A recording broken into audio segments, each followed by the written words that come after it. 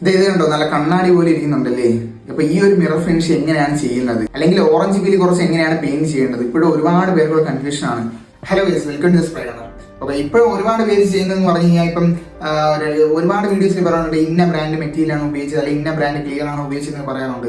നമ്മൾ ഈ മെറ്റീരിയലിന്റെ ഈ ഒരു മിറർ ഫിനിഷ് കിട്ടാൻ, അല്ലെങ്കിൽ ഒരു നീറ്റും ക്ലീനുമായിട്ട് ഓറഞ്ച് പീലി കുറഞ്ഞിരിക്കാനൊക്കെ ആദ്യം വേണ്ടതെന്ന് പറഞ്ഞു കഴിഞ്ഞാൽ ഈ മെറ്റീരിയലൊക്കെ രണ്ടാമത്തെ കാര്യമാണ്. ആദ്യം വേണ്ടത് പ്രോപ്പർ പ്രിപ്പറേഷൻ ആണ്. പ്രിപ്പറേഷൻ കൊണ്ട് ഉദ്ദേശിക്കുന്നത് നിങ്ങളൊരു വാഹനം പെയിന്റ് ചെയ്യാൻ പോകുന്നു, അല്ലെങ്കിൽ നിങ്ങളുടെ ബോഡി പാനൽ പെയിന്റ് ചെയ്യാൻ പോകുന്നു. അപ്പോഴത്തേക്ക് ആ ഒരു panel fully neat and clean, അല്ലെങ്കിൽ പ്രൈമർ പ്രോപ്പർ സാൻഡിങ്, അങ്ങനെയുള്ള കാര്യങ്ങൾ. അതായത് നമ്മൾ പെയിന്റ് ചെയ്യുന്നതിന് തൊട്ട് മുന്നേ ഉള്ള പ്രോസസ്സിനെയാണ് പ്രിപ്പറേഷൻ കൊണ്ട് ഉദ്ദേശിക്കുന്നത്.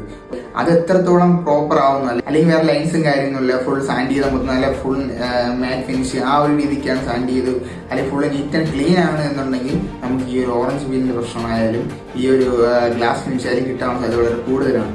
ഓക്കെ, നമ്മളൊരു ബോഡി പാനൽ പെയിന്റ് ചെയ്താൽ അതിന് മുന്നേ ചെയ്തിരിക്കുന്ന വർക്കിൽ കുറച്ചധികം ഓറഞ്ച് പീലി കാണാം. അപ്പൊ അതെല്ലാം നമ്മൾ നല്ല രീതിക്ക് സാൻഡ് ചെയ്ത് നല്ല രീതിക്ക് സ്മൂത്തും ഫിനിഷും ആയതിനു ശേഷം മാത്രമേ പെയിന്റ് അപ്ലൈ ചെയ്യാവൂ.